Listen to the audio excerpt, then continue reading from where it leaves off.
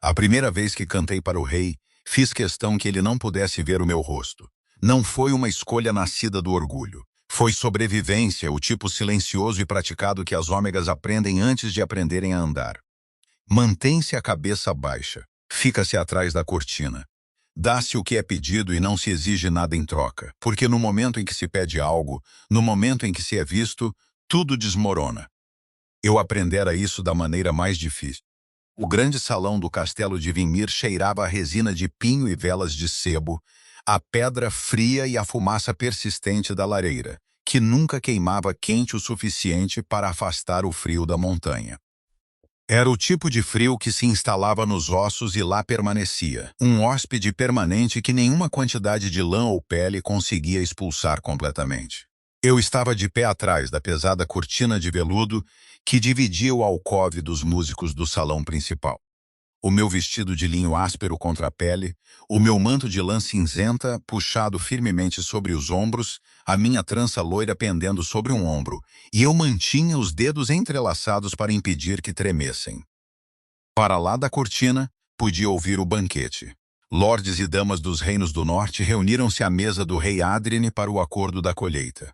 Uma reunião formal realizada a cada 7 anos, onde os líderes de matilha e casas nobres renovavam os seus juramentos de lealdade ao rei Alfa. Dizia-se ser o evento político mais importante de uma geração. 3 casas rivais estavam em conflito há 2 temporadas. O acordo destinava-se a amenizar as tensões com vinho e cerimônia, e, aparentemente, música. Eu era música, não por reputação, nem por nome. Era simplesmente a voz. Um título que o mordomo da corte, Lord Fenwick, me dera quando organizara minha posição 3 meses antes. Eu chegara ao castelo de Vimir como parte de um intercâmbio da aldeia de Ashen, um pequeno povoado ômega na orla da Floresta do Norte. Ashen pagava o seu tributo anual à coroa em grãos, madeira e, quando solicitado, em serviço. Eu fora oferecida porque sabia cantar, e porque, como dissera o ancião da aldeia, sem um traço de crueldade, eu era útil de maneiras que não exigiam que fosse vista. A cicatriz no lado esquerdo do meu rosto tinha o dom de deixar as pessoas desconfortáveis. Eu deixara de me incomodar com o desconforto delas há muito tempo, ou assim dizia a mim mesma. Lord Fenwick fora surpreendentemente prático a respeito. Ele dera uma olhada em mim no pátio do castelo, avaliara a situação com a calma eficiência de um homem que passara 30 anos a gerir uma casa real, e dissera: cantarás do alcove. A cortina ficará fechada. O rei ouve a voz, não a cantora. Percebeste? Eu percebera perfeitamente. E assim, durante 3 meses, cantei por detrás da cortina em todos os jantares formais, em todas as cerimônias, em todas as noites tranquilas, quando o rei pedia música. Tornara-me uma presença na atmosfera do castelo, como as tapeçarias nas paredes ou as vigas de madeira esculpida acima. Presente, funcional, invisível. O que eu não esperava era que o rei ouvisse. Não apenas ouvir, mas realmente ouvir atentamente, da maneira que se ouve uma tempestade a aproximar-se sobre as montanhas, alerta a cada mudança e reviravolta. Percebi isso na 3ª semana. O grande salão ficava em silêncio quando eu começava. Não um silêncio educado e distraído de cortesãos fingindo prestar atenção, mas um silêncio genuíno. Garfos pousados, conversas a cessar, cabeças virando-se para o alcove. E sempre no centro da mesa principal, eu podia ver a sombra do rei, através da fresta onde a cortina não tocava bem a parede. Ele ficava imóvel, completamente, desconcertantemente imóvel. O rei Adrian de Varden não era o tipo de homem que ficava quieto por nada. Eu juntara sua reputação das conversas sussurradas dos criados do castelo. Marin, a cozinheira de rosto redondo, que trazia a roupa de cama para o meu pequeno quarto todas as manhãs. O velho Cedric, que cuidava do fogo no corredor e resmungava constantemente consigo mesmo. E Isla, uma rapariga beta da minha idade, que servia como dama de companhia e parecia constitucionalmente incapaz de guardar um segredo. A partir delas, montei um retrato. Adrien tinha 29 anos, rei Alfa desde os 19 anos, quando seu pai caiu numa disputa de fronteira com os clãs orientais. Tinha ombros largos, cabelo escuro e trançado, e olhos tão azuis que pareciam errados, como se a cor pertencesse a uma criatura mítica em vez de um homem. Era temido pelos seus inimigos, respeitado pelos seus guerreiros e, segundo Isla, absolutamente impossível de agradar. Ele dispensara o último bardo da corte após 2 atuações, contou-me ela, com os olhos arregalados com o prazer da fofoca. Disseram que a voz do homem era como ouvir uma cabra a cair por um monte. Eu rira. Não tivera a intenção, mas rira. Ele não te dispensou, acrescentou Isa, como se só agora se lembrasse. 3 meses, Penny, isso é mais tempo do que qualquer um. Eu guardei isso na parte silenciosa de mim, onde guardava coisas com que não sabia o que fazer. Esta noite era diferente dos jantares comuns. O banquete do acordo da colheita era barulhento e elaborado. Longas mesas repletas de caça assada, vegetais de raiz estufados, pão escuro ainda a fumegar dos fornos e hidromel suficiente para afogar um pequeno exército. A tensão política por baixo da celebração era palpável mesmo do meu alcove. Podia ouvi-la na formalidade cortada de certas vozes. Os silêncios pontuados entre o Lorde da Casa Draven e o chefe beta das Cristas Ocidentais. Lord Fenwick dissera-me para estar pronta para 3 conjuntos de canções, primeiro peças cerimoniais, depois algo mais leve durante a refeição, e depois, se o rei o pedisse, algo lento e silencioso para encerrar a noite. Eu passei pelas 2 primeiras sem incidentes. Foi durante a terceira que tudo mudou. Eu escolhera uma antiga balada ômega, uma das tradições da Floresta Profunda, passada através de gerações de mulheres que cantavam, porque as palavras sozinhas nunca eram suficientes. Era sobre um rio que se lembrava da forma de cada pedra que alguma vez tocara, mesmo muito depois de as pedras terem desaparecido. A melodia era baixa e dolorosa e honesta da maneira que apenas as canções muito antigas podem ser. O salão ficou em silêncio mais rápido do que alguma vez antes. Fechei os olhos, como sempre fazia quando cantava, porque me ajudava a esquecer onde estava. Atrás das minhas pálpebras, eu não era uma serva ômega cicatrizada a esconder-se atrás de uma cortina de veludo no castelo de um rei. Eu era apenas o rio, apenas a canção, apenas o transporte para a frente de algo antigo e verdadeiro e que valia a pena lembrar. Quando a última nota desvaneceu, o silêncio manteve-se por 3 respirações completas, e então uma voz cortou-o, profunda, silenciosa e carregando um peso que fez o ar parecer diferente. Quem é ela? Abri os olhos. Através da estreita fresta da cortina, pude ver que o rei Adrien se levantara da sua cadeira. Ele era mais alto do que eu imaginara, mais largo também. A sua armadura de couro cruzada com as correias escuras de um arnês de guerreiro, um manto de pele preta sobre os ombros. Os seus olhos azuis estavam fixos na cortina, com uma expressão que eu nunca vira no rosto de um alfa a olhar na minha direção. Ele não estava a olhar para além de mim. Ele não estava a olhar para além de mim. Ele não estava a olhar através de mim. Ele estava a procurar por mim. Lord Fenwick apareceu na borda da minha visão, movendo-se rapidamente para interceptar. Meu senhor, a cantora é... Eu não pedi uma descrição, disse Adrienne, e a sua voz era muito calma, da maneira que as montanhas são calmas, imóveis na superfície, imovíveis por baixo. Eu perguntei quem ela é. Eu pressionei-me contra a parede de pedra do alcove, o meu coração martelando tão alto que eu tinha certeza que podia ser ouvido. Ela chama-se Penny, meu senhor, uma ômega da aldeia de Ashen. Outro silêncio. Então diz-lhe que quero falar com ela. O rosto de Lord Fenwick, visível para mim através da fresta da cortina, fez algo complicado. Os seus olhos fixaram-se em mim e, pela primeira vez em 3 meses, ele pareceu genuinamente incerto, porque sabia o que eu sabia. Que no momento em que a cortina se abrisse, tudo mudaria. Eu vi-o virar-se de volta para o rei, respirar cuidadosamente e dizer: meu senhor, talvez de manhã, seria agora, Fenwick. A cortina moveu-se, e eu compreendi com a fria clareza de alguém que passou a vida a preparar-se para o impacto, que a escondida tinha acabado. Eu tinha imaginado este momento antes, não com esperança, mas com pavor, da maneira que se imagina uma tempestade que se tem vindo a formar no horizonte durante dias. Eu tinha-o ensaiado nas horas sem sono antes do amanhecer, deitada na minha cama estreita na ala dos criados. a olhar para o teto e a dizer a mim mesma que não importava, que eu já não me importava com o que as pessoas viam quando olhavam para mim. Eu importava-me. Lord Fenwick afastou a cortina com os movimentos cuidadosos de um homem a desarmar algo volátil. E eu dei um passo para a luz do grande salão. As velas eram impiedoras, sem chamas em lustres de ferro no alto, lançando tudo num ouro quente, o tipo de luz que nada esconde, nada suaviza, deixa cada superfície exatamente como está. Senti-as como uma pressão física contra minha pele. Toda essa claridade. Todos esses olhos virando-se para mim de uma vez.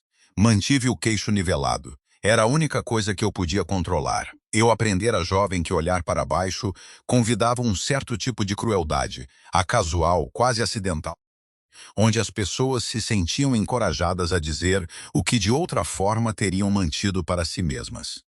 Se eu mantivesse o meu olhar para a frente, havia pelo menos a pretensão de dignidade. Então eu olhei para a frente e caminhei pelo comprimento daquele corredor terrível e silencioso, passando pelas longas mesas de lordes e suas damas, pelos guerreiros e os chefes e os homens cujos nomes comandavam exércitos, e parei a 10 passos da mesa principal. A cicatriz estendia-se de logo abaixo do meu olho esquerdo até ao canto da minha mandíbula. Era antiga o suficiente para prateada e pálida agora, em vez de vermelha e raivosa, mas era impossível de perder. Uma linha limpa, profunda, inconfundível. Um acidente de infância envolvendo uma roda de carroça lascada num momento de muito azar. Não me matara. Apenas me marcara de uma forma que o mundo se sentia com direito a comentar. O salão estava tão silencioso que eu podia ouvir o crepitar do fogo na grande lareira. Eu não olhei para os lordes. Eu não olhei para as damas com as suas expressões cuidadosas e praticadas de delicado desgosto. Eu olhei para o rei. O rei Adrien de Varden estava de pé à cabeceira da sua mesa e olhava para mim. Eu preparara-me para o sobressalto, para o leve recuo, para a mudança quase imperceptível na expressão, a coisa que as pessoas faziam no primeiro segundo antes de reorganizarem as suas caras para algo mais educado. Eu tinha visto isso tantas vezes que podia medir, categorizar, prever com a exatidão de longa experiência. Ele não se sobressaltou. Ele olhou para mim da maneira que olhara para a cortina com essa mesma atenção completa e focada, como se eu fosse algo que exigisse a sua completa consideração. Os seus olhos azuis moveram-se do meu rosto para as minhas mãos, ainda ligeiramente entrelaçadas à minha frente, para a bainha gasta do meu manto cinzento, e de volta para o meu rosto novamente. Não foi cruel, não foi piedoso. Foi simplesmente observador, como um homem a catalogar um mapa, a certificar-se de que entendia o território antes de falar. O silêncio esticou-se por 3 segundos a mais. Então alguém na extremidade distante da mesa riu. Um som curto e agudo, não por algo engraçado, mas o tipo de riso que as pessoas produzem para preencher um desconforto que pertence a outra pessoa. Reconheci a voz sem olhar. Lord Cassel da Casa Draven, o homem mais complicado politicamente na sala, com o seu rosto afiado e língua mais afiada, e o fácil desprezo de alguém que nunca precisou de conquistar a boa vontade de uma sala. A cantora escondida, disse ele, e o divertimento na sua voz era do pior tipo. Camadas pontiagudas, desenhadas para acertar. Confesso, meu senhor rei, que eu imaginara algo mais decorativo. O riso que se seguiu foi disperso e incerto. Pessoas à espera para ver para que lado o vento soprava antes de se comprometerem com uma reação.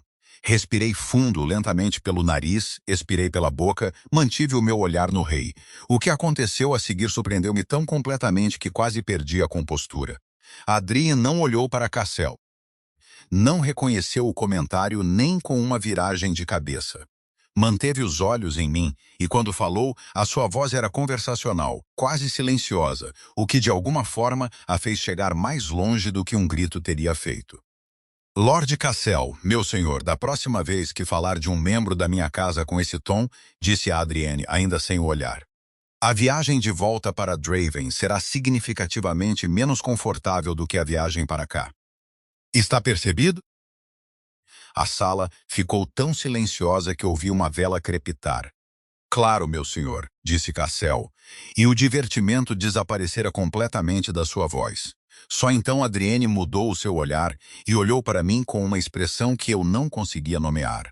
Algo entre avaliação e algo mais antigo, mais silencioso. Ele gesticulou para a cadeira vazia no final da mesa principal, uma das de carvalho esculpido reservada para convidados de honra. Senta-te, disse ele. Gostaria de te ouvir falar, não apenas cantar. Pisquei os olhos. Meu senhor, sou uma serva. Não deveria. Deve sentar-te, disse simplesmente, porque te pedi para o fazeres. Sentei-me. O que se seguiu foi a hora mais estranha da minha vida. O banquete recomeçou à nossa volta. Lord Fenwick, claramente um homem de notável adaptabilidade, sinalizou aos outros músicos para tocarem algo baixo e discreto, e a conversa regressou às mesas em correntes cuidadosas e autoconscientes. Mas na mesa principal eram simplesmente o rei e a rapariga ômega cicatrizada de Ashen.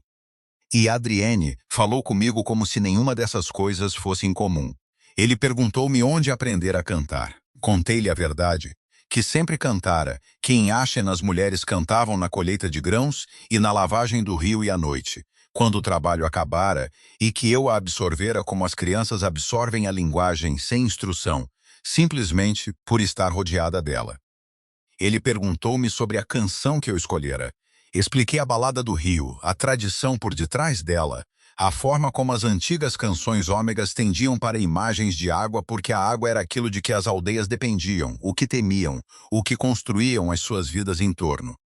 Ele ouviu tudo sem interromper. Não a escuta performática de um homem à espera da sua vez de falar, mas a real. Aquela em que o ouvinte repete ocasionalmente uma palavra de volta como uma pergunta, ou fica em silêncio de uma forma que significa que está a pensar em vez de simplesmente fazer uma pausa. Escolheste essa canção tu mesma? Perguntou ele. Fenwick não atribuiu. Lord Fenwick atribui as peças cerimoniais. A canção de encerramento é deixada ao meu critério. Por que essa noite, de todas as noites? Pensei honestamente na pergunta. Porque a sala precisava de algo verdadeiro, disse eu. Toda a cerimônia e os brindes suavizam as coisas, mas não chegam ao que está por baixo. A canção chega ao que está por baixo. Pensei que se as pessoas ouvissem algo verdadeiro, talvez se lembrassem que são mais semelhantes do que estão a discutir. Ele olhou para mim por um momento com aquele olhar azul que parecia ter peso. Funcionou? Perguntou.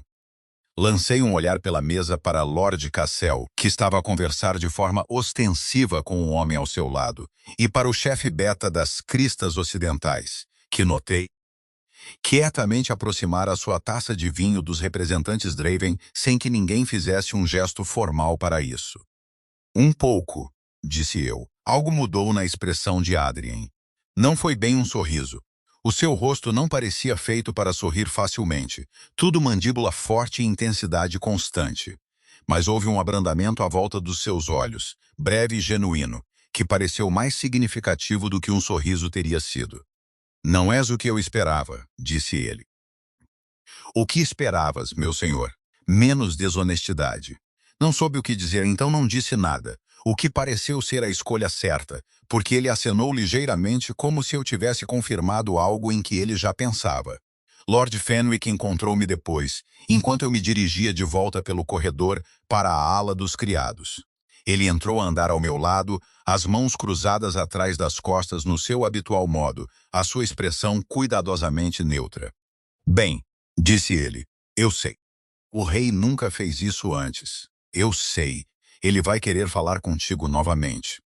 Não era uma pergunta. Apertei o meu manto mais apertado. O corredor estava frio, a luz das tochas fina e trêmula contra as velhas paredes de pedra. De algum lugar acima de nós, podia ouvir o vento a encontrar as frestas nos ossos antigos do castelo. Lord Fenwick, disse eu cuidadosamente. O que aconteceu hoje à noite foi incomum, mas não muda o que sou nem qual é a minha posição aqui. Eu sou a voz por detrás da cortina. Esse é o acordo. Fenwick ficou em silêncio por um momento. Então o acordo foi feito antes do rei te ouvir cantar essa canção em particular. Parei de andar. Ele parou também, E virou-se para me olhar com a expressão de um homem que vira muitas coisas em 30 anos de serviço real e aprendera a ler a corrente dos acontecimentos antes que eles chegassem. Tem cuidado, criança, disse ele. E a sua voz não era cruel. Não porque o rei seja cruel. Ele não é. Mas porque homens como ele não perseguem as coisas a meio caminho. Quando ele decide que algo importa, tende a importar inteiramente. Fiquei no corredor frio por um longo momento depois de ele se afastar. A luz das tochas lançava minha sombra longa e torta contra as pedras. Disse a mim mesma que não significava nada. Que amanhã o banquete seria uma memória. Os lordes do acordo voltariam para os seus domínios e o castelo voltaria aos seus ritmos. Adrien teria relatórios para ler e fronteiras para gerir e um reino que exigia todo o peso da atenção de um rei alfa. Ele esqueceria-se da voz por detrás da cortina. Eu era muito boa a dizer a mim mesma coisas que não eram verdadeiras, porque mesmo então, parada sozinha naquele corredor frio, eu ainda podia sentir a qualidade exata da sua atenção, como um calor que não devia seguir-me para fora da sala. Ele não se esqueceu. Eu sei porque 3 dias após o banquete do acordo da colheita, um quadrado dobrado de pergaminho apareceu por baixo da porta do meu quarto, na ala dos criados. Sem selo, sem cabeçalho formal, apenas 4 linhas de escrita densa e precisa que pareciam de um homem que aprendera a escrever como tudo o resto fazia, com intenção completa e sem compromissos. A canção do rio. Tenho pensado nela desde o banquete. Há uma linha perto do fim, algo sobre a água a carregar o que não consegue segurar. Gostaria de entender o que significa, se estiveres disposta.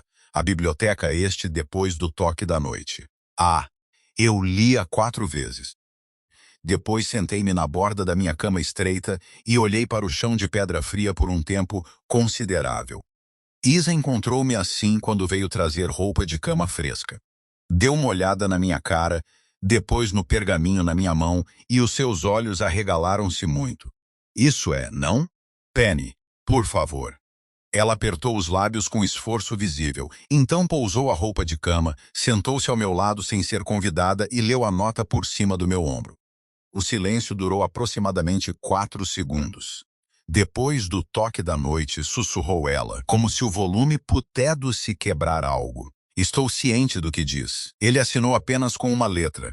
Isa, não é assim que os reis escrevem para criados, Penny. Eu estou neste castelo há 6 anos. Isso não. Eu sei, disse eu, e a minha voz saiu mais baixa do que pretendera. Ela olhou para mim então. Realmente olhou?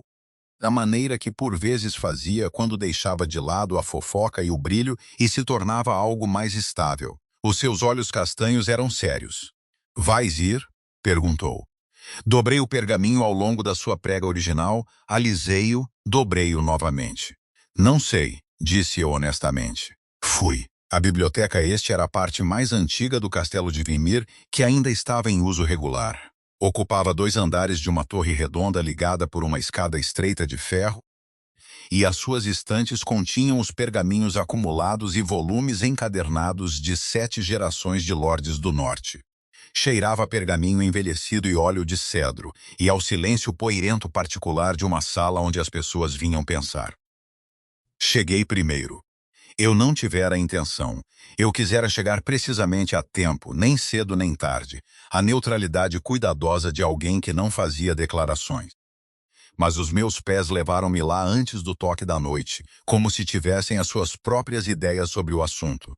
Fiquei no meio do andar inferior, rodeada por estantes que chegavam 2 vezes à minha altura, e tentei lembrar-me como respirar normalmente. Ele chegou 3 minutos depois do toque. Veio sozinho, o que me surpreendeu. Eu esperara um guarda, um mordomo, algum aparato formal de ranking. Em vez disso, era simplesmente Adrien.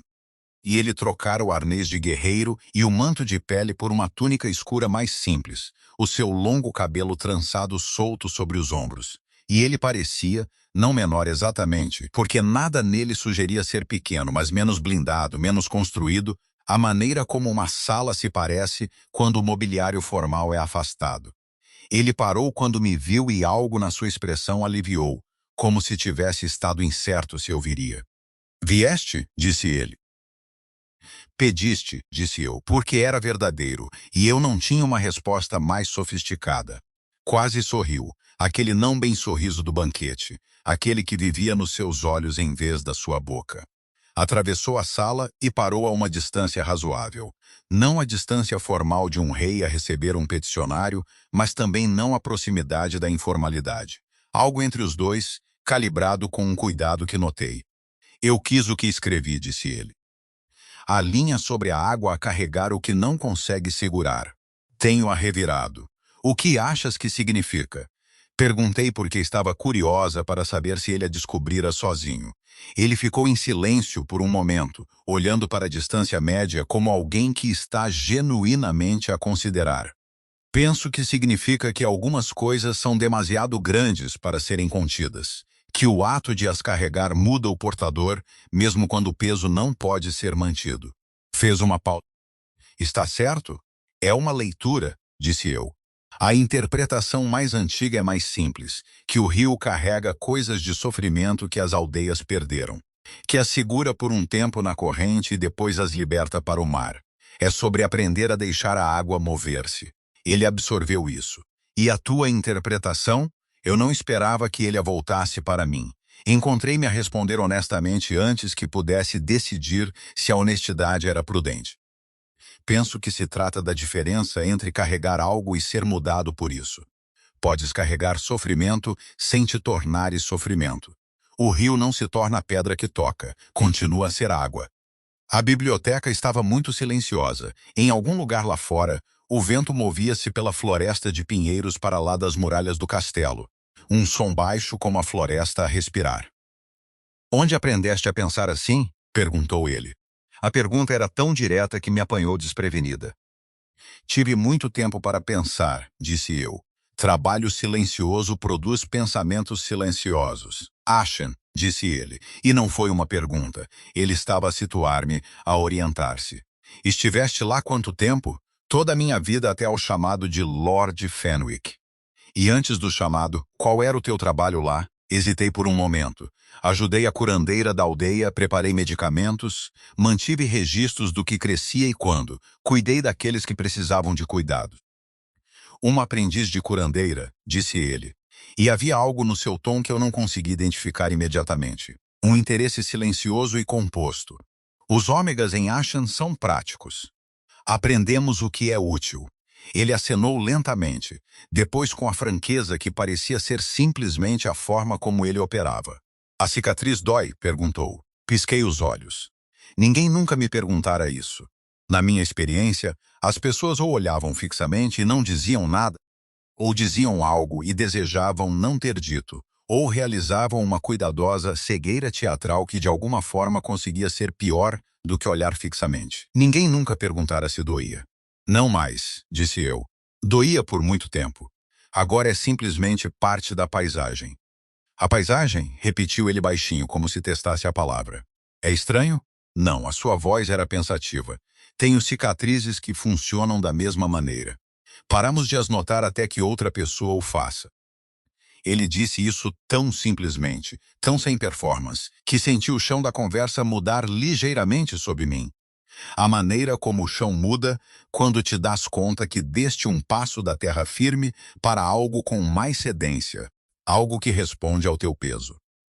Falamos durante quase 2 horas. Eu não pretendia que fossem 2 horas.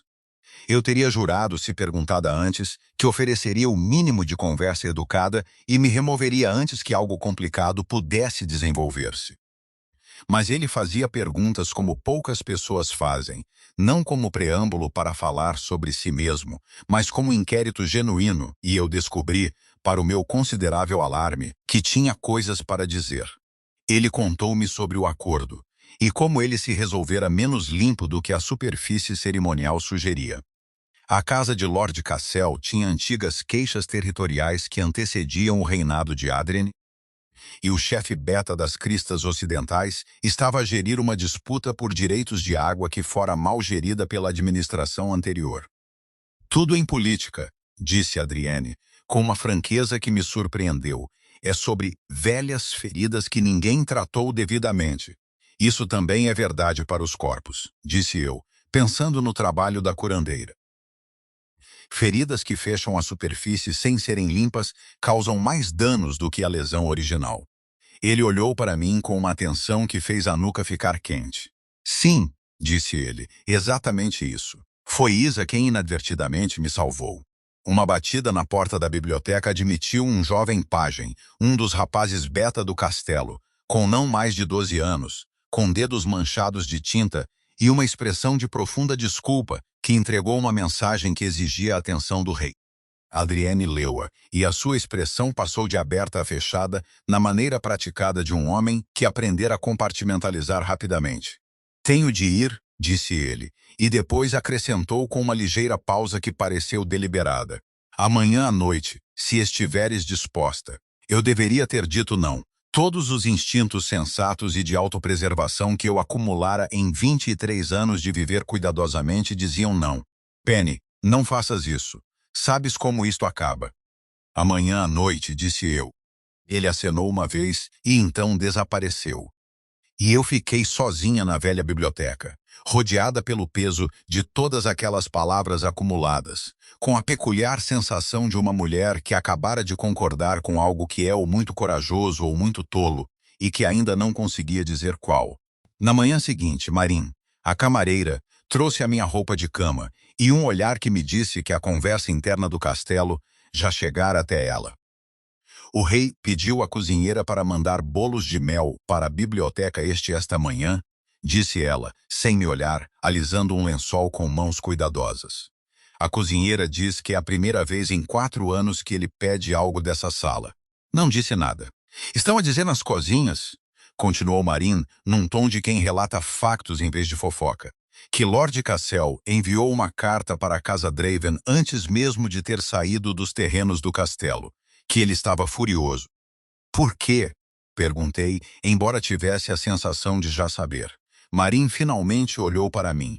Os seus olhos eram gentis, da maneira cuidadosa de quem entende mais do que diz sobre quem estava sentado à mesa principal, disse ela baixinho. E o ranking que ela não tinha. O aviso instalou-se sobre mim como o frio da montanha, paciente, penetrante, impossível de ignorar. Lord Cassel notara, e Lord Cassel, eu começava a entender. Era exatamente o tipo de homem que fazia algo sobre as coisas que notava.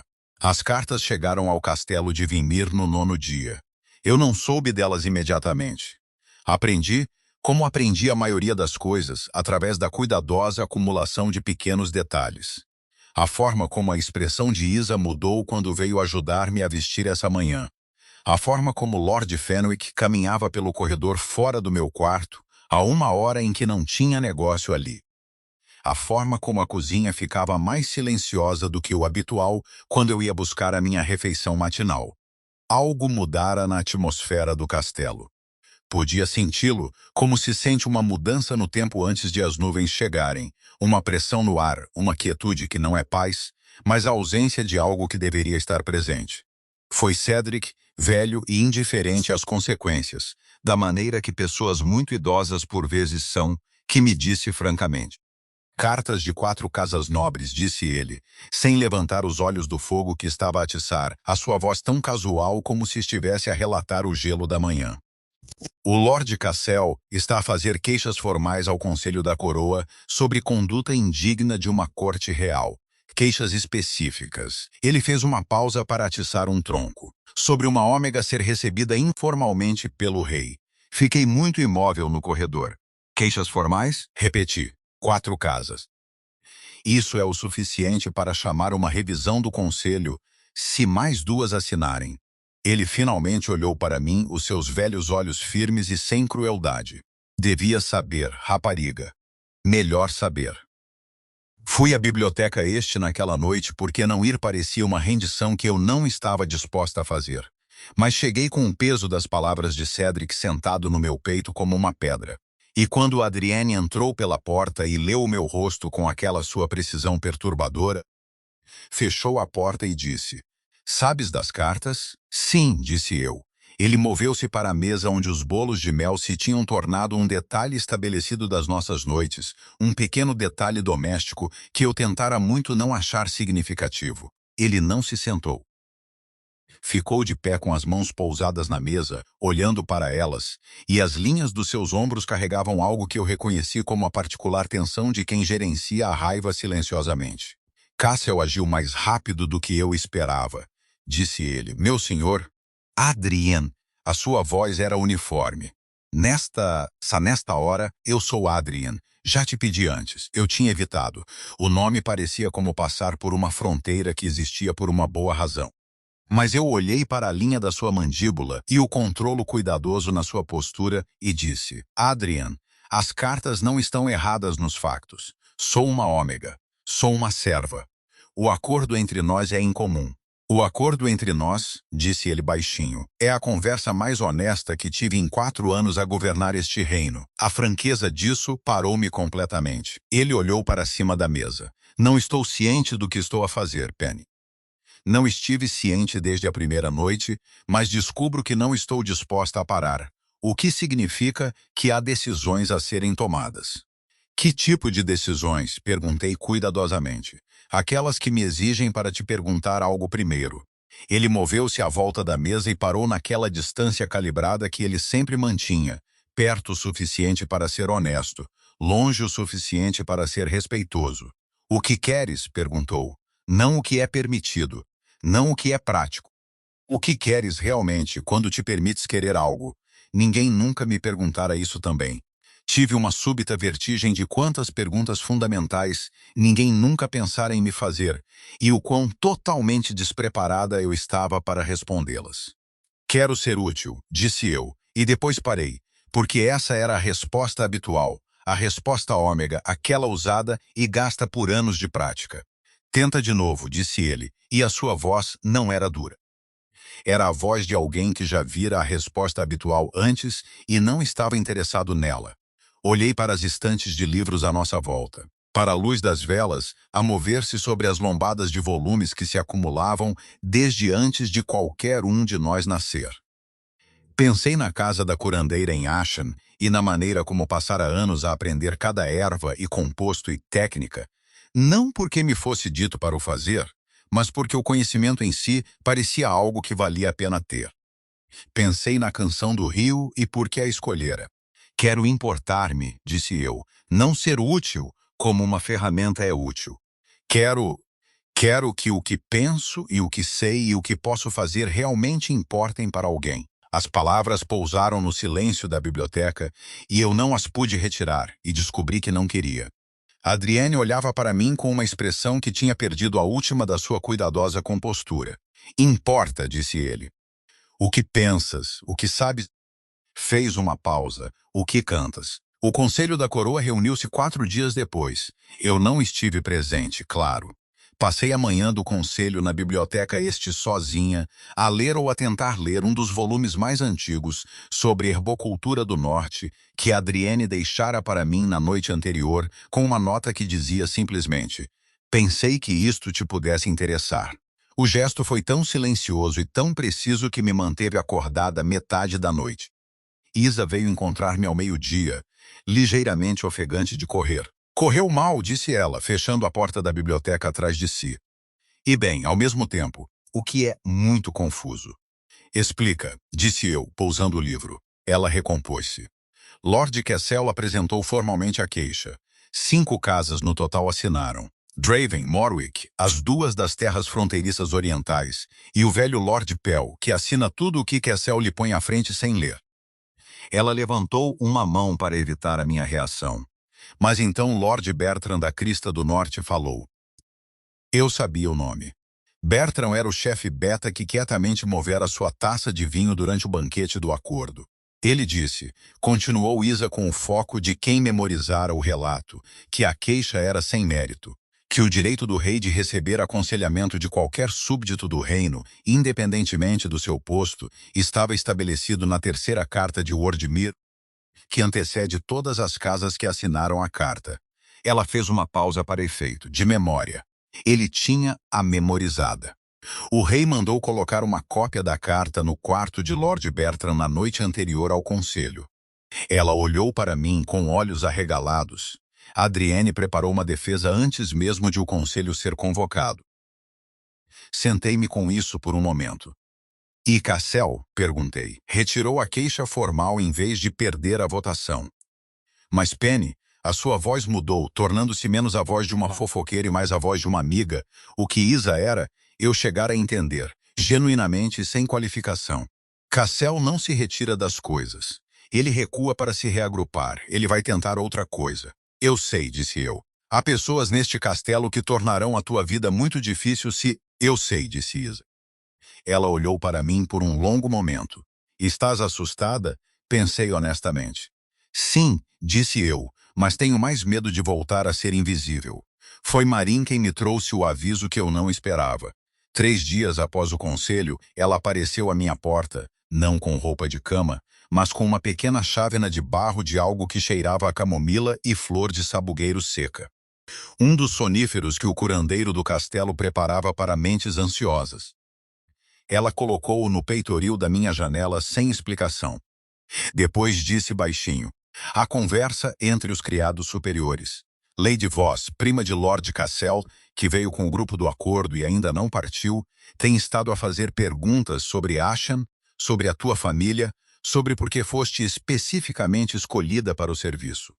Fiquei fria de uma forma que nada tinha a ver com o ar da montanha. Que tipo de perguntas? Perguntei.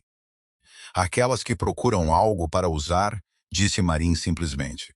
Depois de ela partir, sentei-me à minha estreita janela e olhei para a floresta de pinheiros para lá das muralhas do castelo, escura e imensa à luz do fim de tarde. O vento movia-se através dela em ondas longas e lentas. Pensei em Ashen, no rosto cuidadoso do ancião da aldeia, quando me falara do chamado, na forma como ele não me olhara bem nos olhos.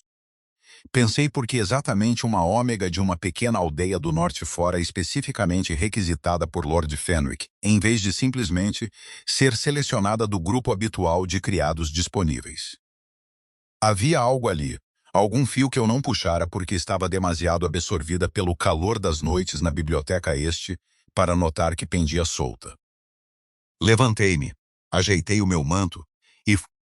Ele estava na sua câmara de contabilidade, a pequena sala de pedra perto do grande salão onde ele geria a considerável logística da casa.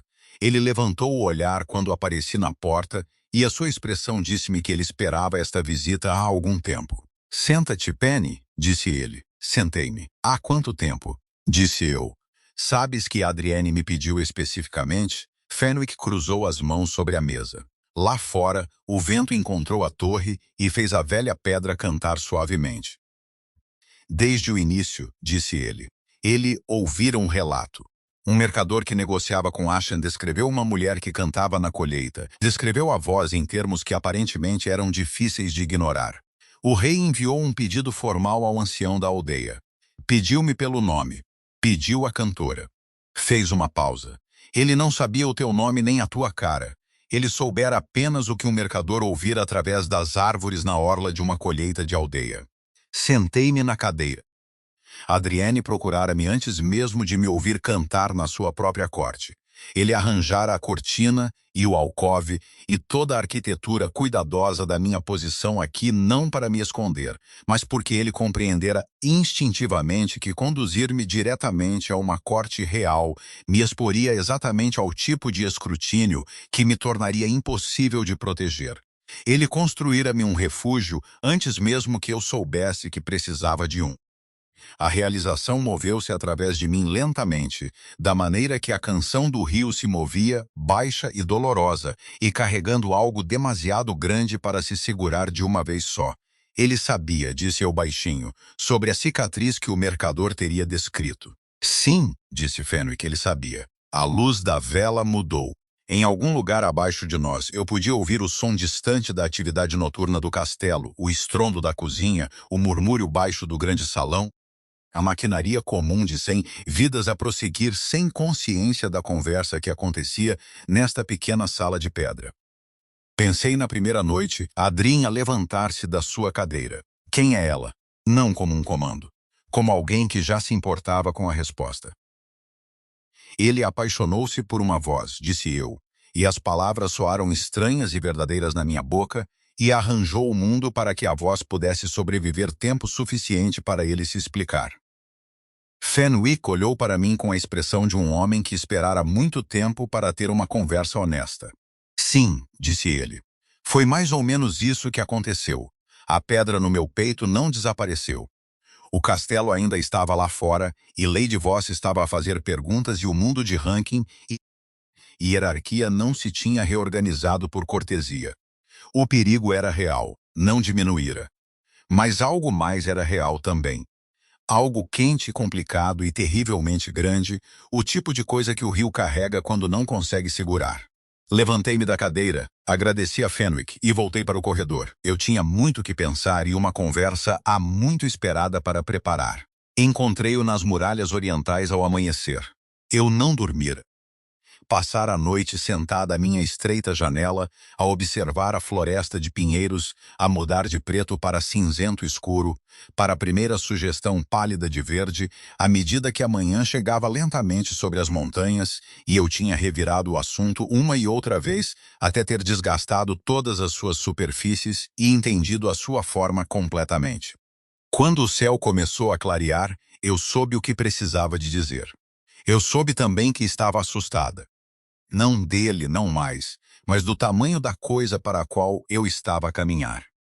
De querer algo tão grande e de me permitir admiti-lo. Subi as escadas da torre antes que o castelo estivesse devidamente acordado, antes que os fogos da cozinha estivessem totalmente abastecidos e os criados dos estábulos tivessem começado o seu trabalho matinal, quando os únicos sons eram o vento e o chamamento distante dos corvos nos pinheiros. A caminhada pela muralha era estreita e fria. A pedra lisa com o orvalho noturno, e Adrien estava de pé na extremidade distante com os antebraços pousados no parapeito, olhando para a floresta e as montanhas cinzentas além. Ele ouviu-me a vir. Claro que sim. Os alfas sempre ouviam o que os outros perdiam, mas ele não se virou imediatamente.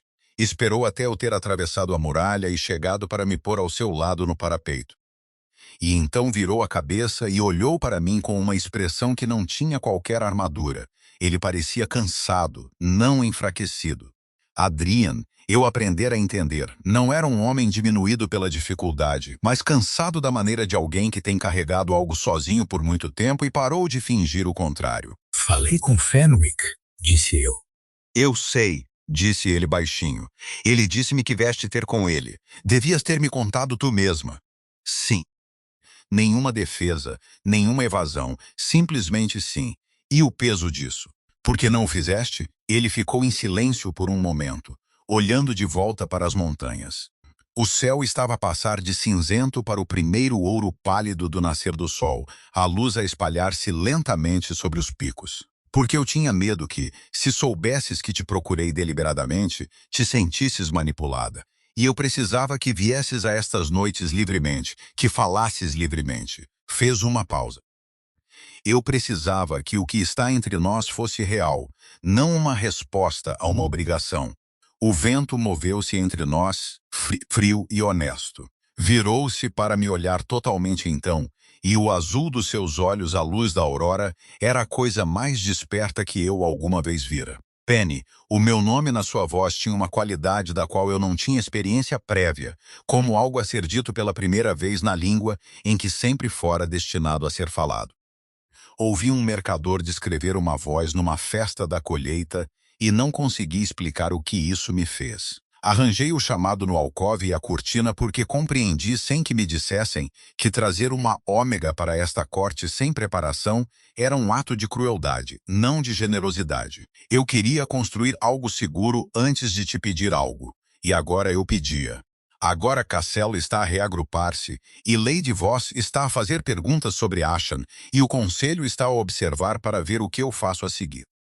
A sua voz era uniforme, prática, a voz de um rei a avaliar uma situação e então mudou para algo completamente diferente, algo que não tinha cálculo político nenhum.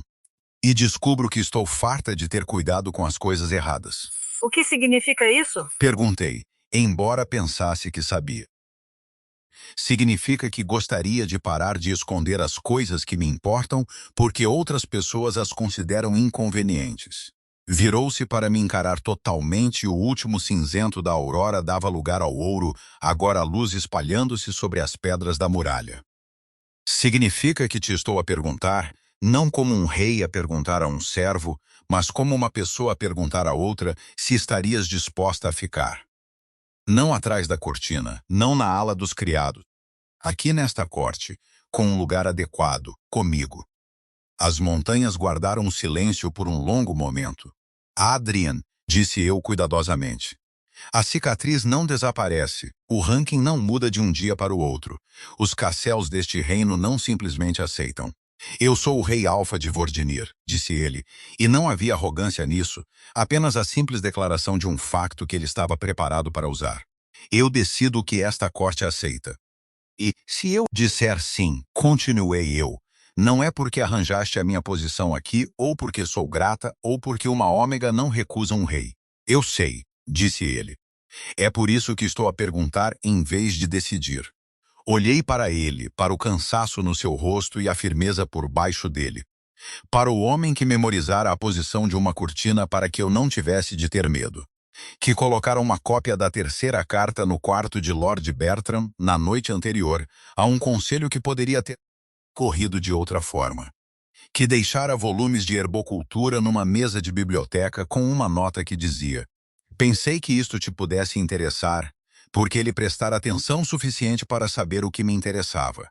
Sim, disse eu, estou disposta a ficar.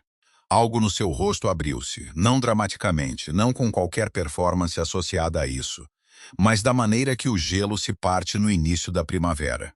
Sim, silenciosamente, inevitavelmente, porque a estação finalmente chegara.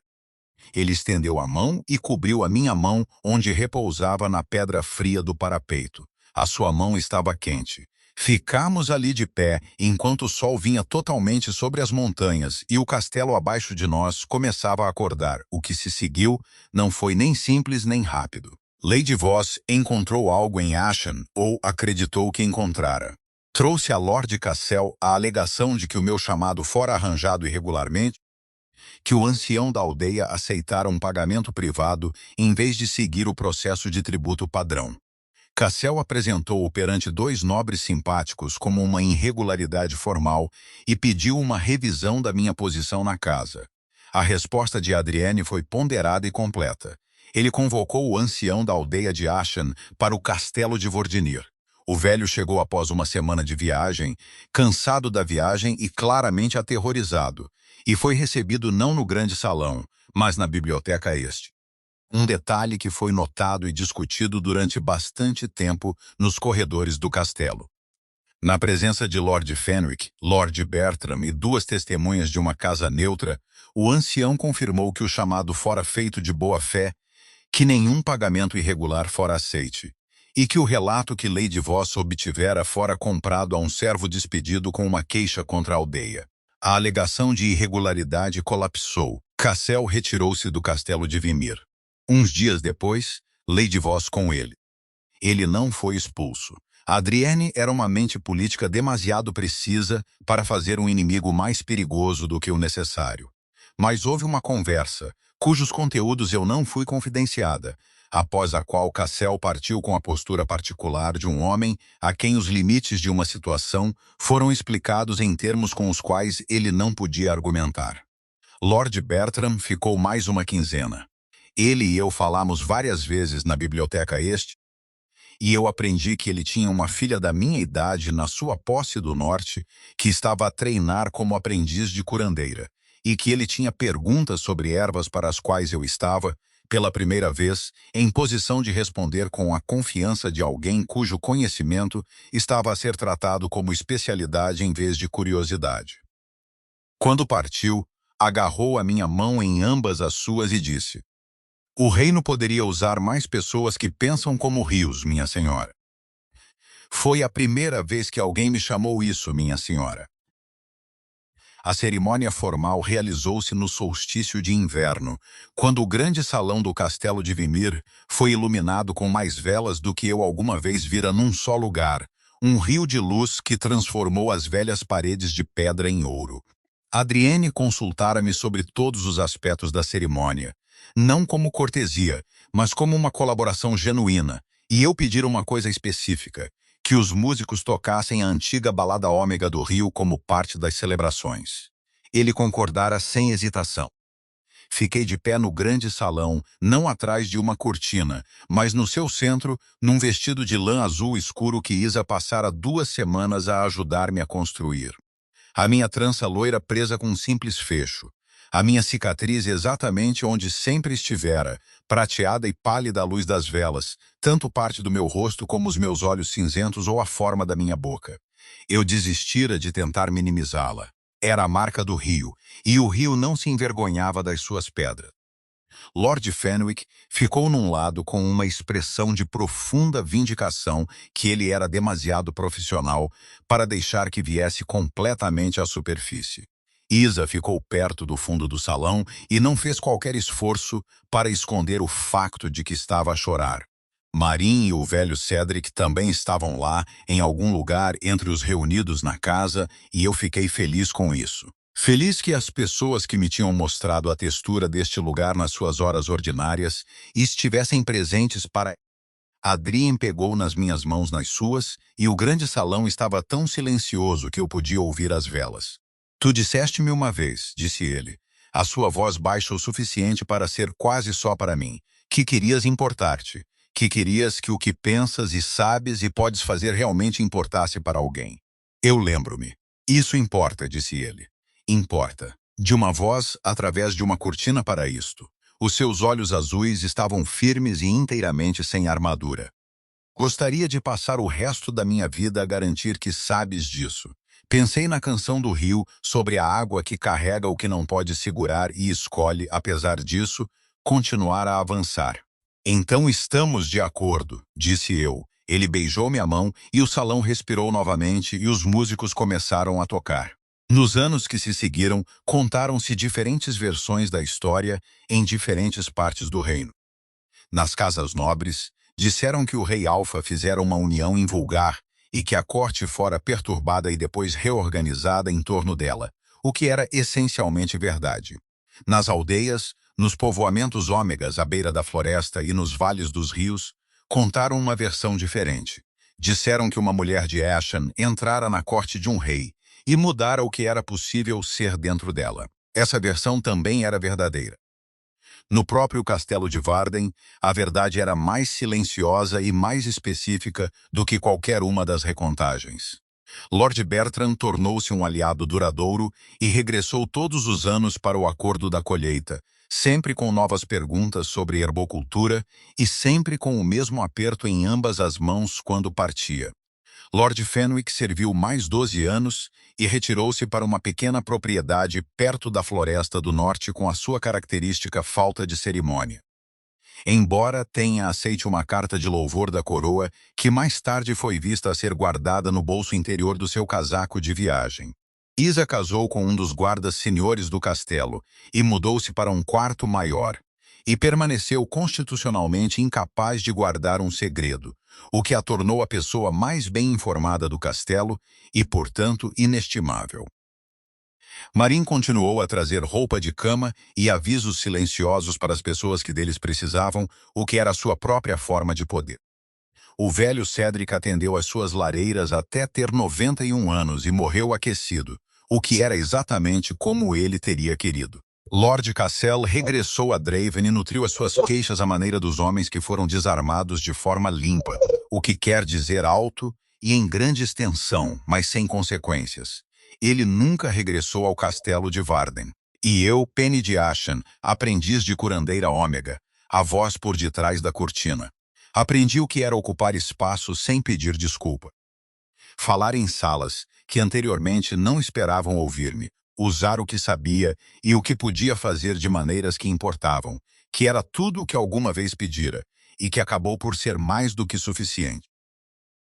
A biblioteca permaneceu o nosso quarto, o de Adrienne e o meu, onde íamos à noite quando o peso do dia exigia um lugar para o pousar, onde as velas queimavam baixas e o cheiro a óleo de cedro e pergaminho envelhecido envolvia a sala como um segundo conjunto de paredes. Onde ele lia relatórios e eu lia volumes de herbocultura, e ocasionalmente falávamos e ocasionalmente não. E o silêncio era do tipo fácil, do tipo construído a partir de horas partilhadas em vez da ausência de coisas a dizer. Às vezes, nessas noites, eu pensava em água, sobre como ela carrega o que não consegue segurar e liberta-o para o mar, e como ela permanece, através de tudo isso, exatamente o que é. Eu acreditara por tanto tempo que o que me marcava, a cicatriz, o ranking, o silêncio, tornavam-me menos visível, menos valiosa, menos digna do espaço que ocupava. Eu carregara essa crença como o rio carrega pedras, deixando-a moldar-me, desgastando-me para me adaptar a ela. O que eu não compreendera até um rei pedir para falar com uma voz que nunca vira, era que o rio não é diminuído pela pedra. O rio é o rio. Ele carrega e liberta e avança e permanece. Eu permaneci. E ao permanecer, ao escolher todos os dias ficar na sala e falar e ser conhecida, descobri que a coisa que eu sempre acreditara ser a minha diminuição era, na verdade, a minha profundidade. As velas queimavam, o vento movia-se pelos pinheiros, as montanhas guardavam o vale nos seus velhos braços pacientes. E a história de nós, improvável, inconveniente e inteiramente verdadeira, instalou-se nos ossos do castelo de Vimir, como todas as coisas reais eventualmente fazem. Não com cerimônia, não com o choque da política ou o barulho da objeção, mas silenciosamente. Da maneira que um rio encontra o seu curso, da maneira que uma voz uma vez ouvida não pode ser esquecida. Da maneira que o amor, quando é honesto, simplesmente permanece.